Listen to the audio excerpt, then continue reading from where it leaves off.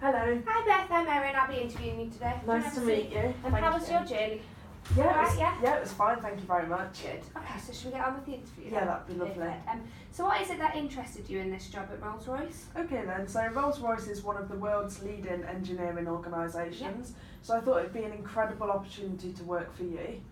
I understand that you operate in 5 different areas, such as aerospace, civil and defence, marine, power systems and nuclear. So gaining experience over the 5 different areas, I think it'll really broaden my knowledge, the knowledge that I've learned at university and also whilst on placement.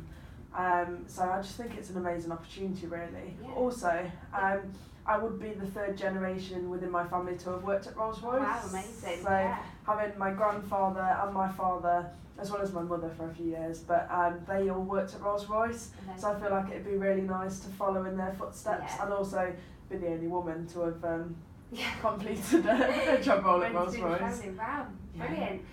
So do you want to tell me a little bit more about why you applied for the graduate project management scheme at Rolls-Royce here? And also I understand that you do business and marketing degrees, so just want to talk a little bit around that? Yeah, of course. So within my degree I got the opportunity to take a year out and do a placement year. Oh, brilliant. So on my placement year I worked at Derbyshire County Council as a project manager. I really enjoyed that, and it gave me the opportunity to do something different every day. I believe communication is something that's sort of a strong skill of mine, and I'm quite a people person. Therefore I really enjoyed getting to speak to loads of different people each day and help facilitate them in managing a project really. So the reason I applied for this graduate scheme at Rolls-Royce is because I've done project management within ICT and finance, and I really enjoyed that. However, I wanted to do project management within a different field, so I believe moving into sort of a more engineering kind of role, it'll broaden my experience and my knowledge of project management within a different field. Brilliant, excellent, sounds really good.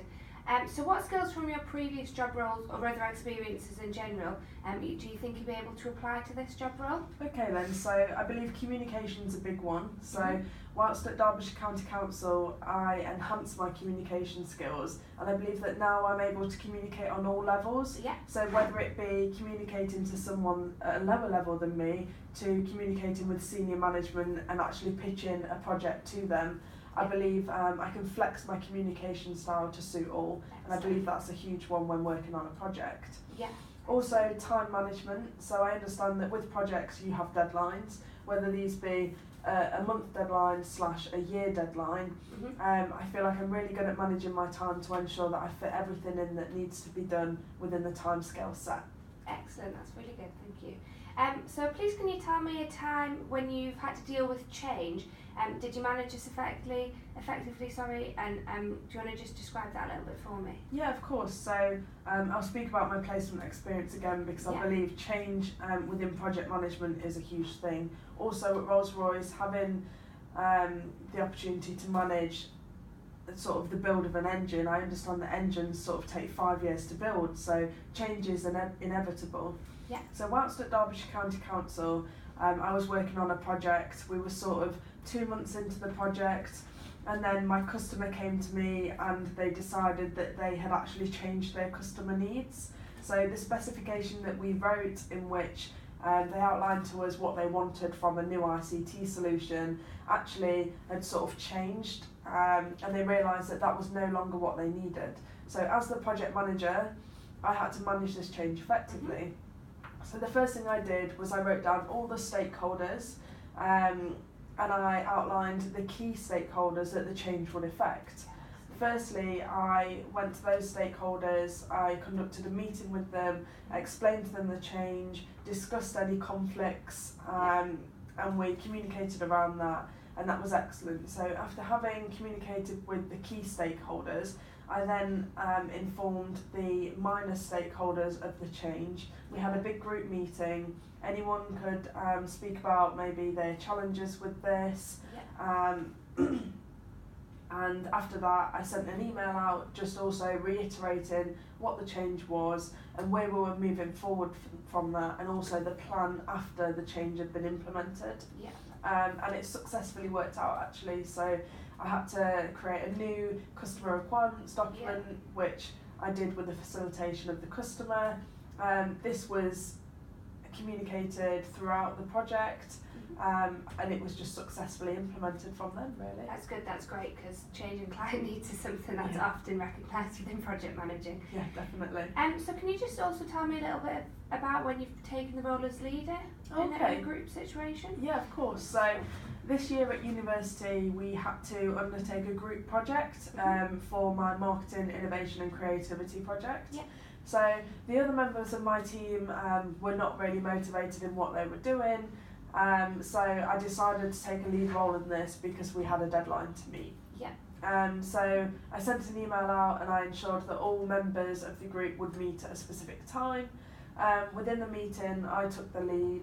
I delegated out the work so that each individual could do one section of the work each, and then gave everyone a time scale in which I wanted the work doing. We then met up again at a different date. I facilitated the meeting, I sort of managed the meeting really. We put all people's work together, and then as leader I sort of discussed with the group where we were going to move forward from that, when our next meeting was, and also when we wanted to finish the work. So I gave us a deadline practically, and actually this worked out really well. My group were really impressed with me taking the lead role. They felt like me as a leader, I communicated really effectively with everyone, I included everyone's ideas, and there was no conflict within the group after that, so it worked out successfully. That's really great, well done. And I can see on your CV that you stated that you're IT literate. Okay, would you like to just explain a little bit more about what you mean by that? Yeah, of course. So whilst at university, I've had to use lots of the Microsoft Suite software. So most of my essays are completed on Microsoft Word. I'm a proficient user of Microsoft Word. Also, whilst on placement at Derbyshire County Council, I had to complete the project management documentation, so this being business cases, customer requirements, and I completed all those on a Word document, so I'm a proficient user of that. We also use PowerPoint for presentations, which I feel like is an effective way to communicate a pitch to different stakeholders. In addition, whilst on placement at Derbyshire County Council, I was able to gain project management software knowledge, so Microsoft Project and Microsoft Visio I am now a proficient user of.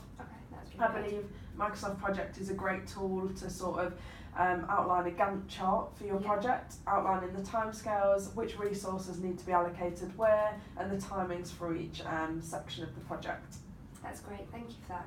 And I can see that you were a placement rep at university. Do you want to just tell me a little bit about what that entails? Yeah, of course. So when I came back off placement at Derbyshire County Council, I got in touch with the university and asked how I could facilitate the second year students in maybe getting a placement, or how they can sort of go around applying to different jobs.